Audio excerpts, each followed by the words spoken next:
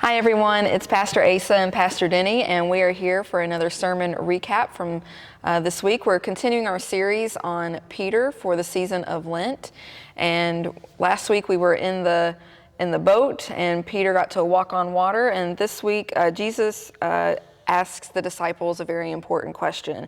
So I'm reading out of Matthew 16. Now when Jesus came to the area of Caesarea Philippi, he asked his disciples, "Who do people say that I am?" They replied, "Some say John the Baptist, others Elijah, and still others Jeremiah or one of the other prophets." He said, "And what about you? Who do you say that I am?" Simon Peter said, "You are the Christ, the Son of the living God." Then Jesus replied, "Blessed are you, Simon, son of Jonah, because no human has shown this to you. Rather, my Father who is in heaven has shown you. I tell you that you are Peter, and I'll build my church on this rock. The gates of the underworld won't be able to stand against it. I'll give you the keys of the kingdom of heaven. Anything you fasten on earth will be fastened in heaven. Anything you loosen on earth will be loosened in heaven." Then he ordered the disciples not to tell anybody that he was the Christ. So another interesting interaction between Peter and Jesus, and just the way that their relationship is changing, their dynamics are changing. So it was a fun, challenging passage to work through. Yes, I liked the way you began yours and got into yours with, this is why we have creeds. Mm-hmm. This is what the creed is. You are the Christ, the Son of the living God. Maybe the first creed that we know. And I like the way you brought that in. Thanks. Well, because sometimes I think, we say these words as creeds and, they're nice and lovely on the page, but to remember that is truly what we believe, and this is kind of where it started and what the church was built upon, was just a really interesting way to think through this passage for me. I really loved what you did thinking about who do we follow, and who do we give our energy to. For you, Tiger Woods is an interesting choice as a golfer. Picking on the kids, following Taylor Swift, being the Swifties, that was a fun I have moment. to say, there was one, she will remain nameless, but if she's watching this, she'll know I'm talking about her. I said, "Do any of you really like Taylor Swift?" And I got one of these, and I knew right away I couldn't say much more. Yep. You put yourself in the hot seat there. But it is an interesting question of who and what do we give our energy to into following. And when I was listening to you after, when I was watching, I thought, gosh, I give my energy to a lot of things. I follow a lot of things. I mean, that's what everybody wants on Instagram and Facebook, right? You want all the followers you can get. But as a follower in those platforms, like, what am I giving my energy to? And Peter is just very passionately, I like to envision it was very passionately at least, giving his energy, giving all that he is to Jesus in this moment. Because I had a little bit of trouble working the Praise the Mount lyric out of the hymn to this, but worship is giving our energy to something, right?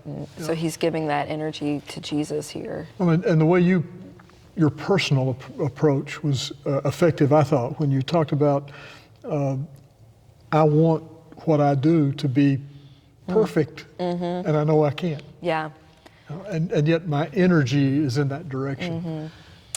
But these creeds, because especially in the United Methodist Church, we're very particular about what creeds can be said in worship. You can't just write your own creed and do it in worship. So we're very particular. That's really important to me, that it's not just my energy in this creed, but it's thousands of years or hundreds of years. And a lot of different people have come together to write these, to be a part of our worship, and to know what we are really giving that energy to. So I also loved your eureka moment talking about Peter. And Jesus says in this passage, it didn't come from you, it didn't come from anybody else, it came from God. So those special moments, we get those eureka times. That was a neat buy-in. The aha. Yeah. It's something I think we can experience almost every day. That it's renewed in us. That, oh yes, this is the truth. This is who we follow. Aha. Well, and when you were leaning into that in the beginning of your sermon, I thought, like, I've always been a part of the church. I never, I grew up in it. I never left it. But I still had that aha moment. It probably looks different than a lot of other people's aha moments. It was just sitting in a worship service one day, like, oh, this is for me.